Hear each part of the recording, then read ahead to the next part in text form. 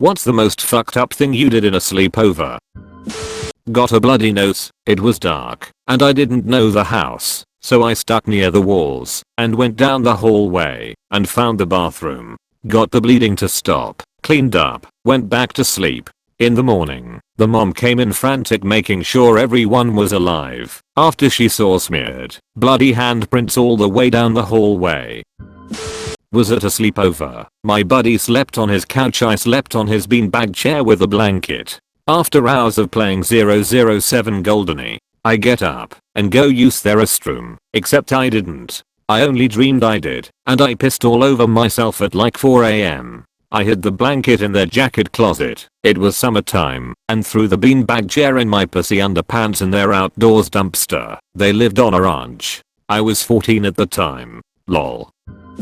I don't remember what we were looking for, but me and another friend went through our buddy's parents' bedroom drawers and found a VHS tape. We were curious and idiotic, so we popped the tape in to see what was on it. Our buddy walked in while we were watching his parents have sex. His scream was the most shocking / horrifying thing I have heard to this day. More embarrassing than fucked up. Accidentally clogged the toilet at friend X's house. There was no plunger and the toilet was filling rapidly. I panicked and ran to my friend who promptly called for his dad. His dad takes one look and yells from the bathroom, "Jesus, X. How big of a shit did you take?" It took years before I went back to his house.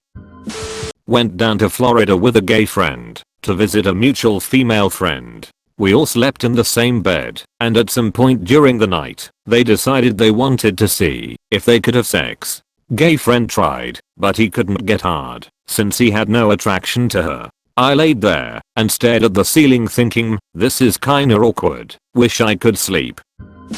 In Boy Scouts, I was the morning cook, meaning I woke up before anyone else to chop wood, make fire, and get water boiling. I grab the hatchet and start splitting a log into little splinters for kindling.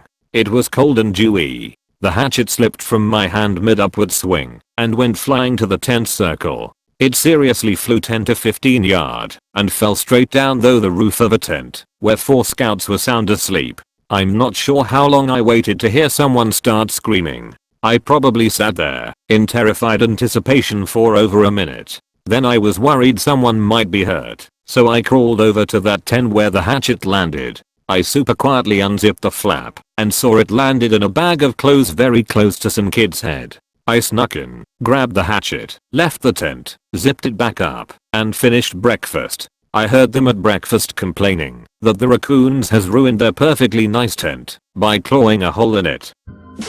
We had a code church group sleepover at a Vermont farm. I was 13 and recently got a fake testicle. I had my other testicle removed due to an accident. I was getting people to feel my balls and take bets on which one was the real one.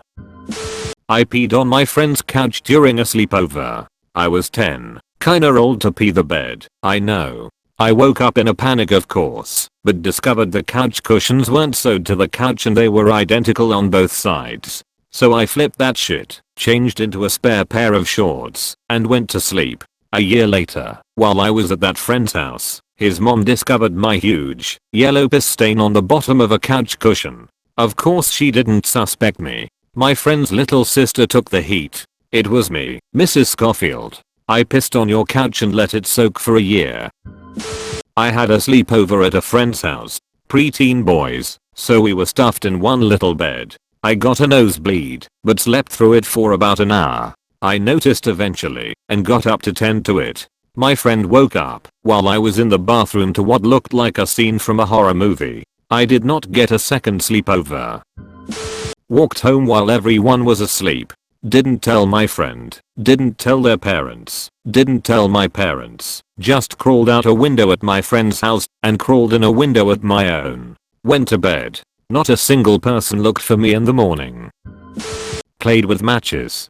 4 years afterward thought I'd burned my aunt and uncle's house down.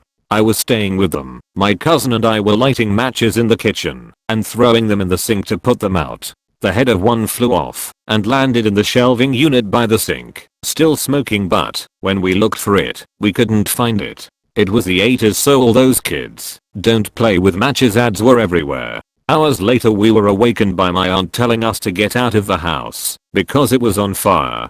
Watched their house burn to the ground and was terrified to tell them what we'd been doing earlier. I just knew we'd done it. Carried that guilt for years. When I was around 15ish, which was many years later, I finally told my aunt. She started laughing, and after realizing I'd been thinking this the whole time, hugged me and explained it had been wiring in the back bedroom. I was an adult before I finally understood, after learning about how fire marshals investigate fires, that it wasn't just an assumption they'd made and could let go of that guilt. So I guess, technically, the most screwed up thing I did on a sleepover was traumatize myself for years. We found craft singles in the fridge and put one over the nose and mouth of a friend of ours who fell asleep on the couch before everyone else. It immediately softened and molded into a cheesy seal over his face, and he stopped breathing. We all freaked out for a solid 10 seconds, very quietly, until we heard him make a chewing sound. Motherfucker smelled cheese and took immediate action despite being unable to breathe, and just straight up ate a mouth-sized hole into the single unconsciously. We then proceeded to plaster the entire package onto his face one at a time and watch him hoover up the cheese slices in order to not die. The end. Thanks for watching.